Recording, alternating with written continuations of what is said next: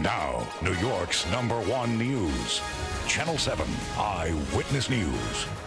Good morning, I'm Ken Rosetto. I'm Shirlene Ellicott. It is Wednesday, January 26th. And we begin with the tragic deaths of 2 NYPD officers ambushed on the job. Several vigils will be held tonight for officers Wilbert, Mora, and Jason Rivera.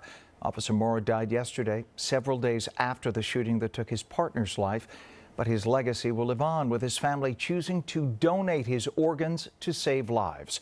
Officer Mora told those who knew him that he joined the force to help people. He was just such a warm, gentle, giving young man. It's tragic, just tragic. Mayor Adams reacted to Officer Mora's death on Twitter, writing, quote, "He served his city, protected his community, and gave his life for our safety." A wake will be held tomorrow for Officer Rivera at St. Patrick's Cathedral. His funeral is planned for Friday morning. A wake and funeral for Officer Mora also will be held at St. Pat's next week. We're following breaking news. A man has now been arrested for shooting inside Jacobi Medical Center in the Bronx. Police say 25-year-old keeper Martinez spotted the 35-year-old victim inside the waiting area yesterday. Investigators say they knew one another and got into an argument. Both men were in the hospital at the time for treatment of prior injuries. Martinez fired 4 shots, striking the victim in the arm. We heard a whole bunch of commotion. Active shooter, active shooter. So everybody started panicking. I looked out the window, I saw all these cops. Randomly heard gunshots. You know, I was scared for my life. I heard the first one and I ran into the room. I barricaded myself.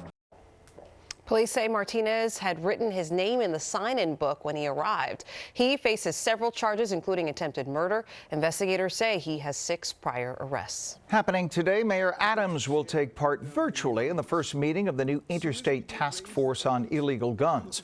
The task force includes law enforcement representatives from 9 states in the Northeast working together to stop the flow of illegal guns. It comes as Mayor Adams works to implement his blueprint to end gun violence, which includes increasing police patrols, gun checkpoints, and bringing back the controversial plainclothes anti-crime unit. It will now have more oversight and training.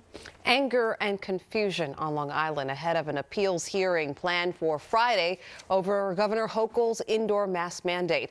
More than 20 schools declared yesterday mask optional. It came after a ruling Monday deemed the state's mask mandate in schools unconstitutional.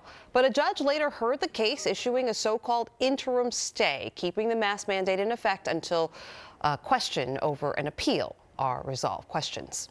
How can you have a mandate where you don't know where it begins and you don't know where it ends? Masks are a non-invasive, safe, simple, effective way to cut transmission.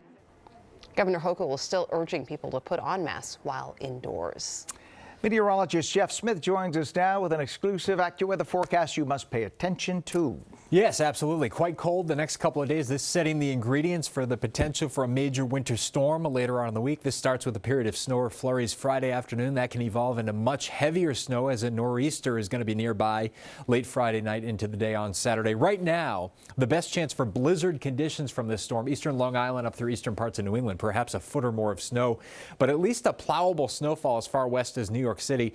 Maybe next to nothing, though, as you head up toward the Poconos and Catskills. A little bit too early for a snowfall accumulation map with specific totals, but we have some probabilities for you. In New York City, about a 10% shot of only a 2 to 4 inch storm, so a very small chance of a small light snowfall. There's a greater chance, though, of either a 4 to 8 inch or an 8 to 12 inch storm, and still a 1 in 5 chance of a foot or more, even in New York City. Much greater chance of that happening over eastern parts of Long Island. For today, brisk and much colder, plenty of sunshine, the high only getting up to 26. Clear, quite cold tonight.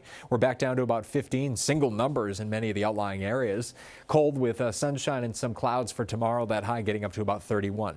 Here you go. On Friday, clouds increase, they lower, they thicken. You get some afternoon snow or flurry activity, 35, but plunging down to 25 at night behind an Arctic cold front.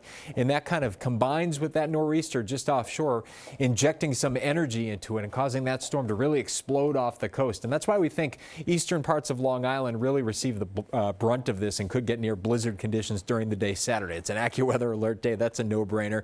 Brisk and cold behind the system Sunday, maybe rising back above freezing as we head toward next Tuesday. We'll send it back over to you. All right. Thank you, Jeff. Stay connected with us all day. Watch Eyewitness News and ABC News Live New York anytime on our app for your TV. Search ABC7 New York.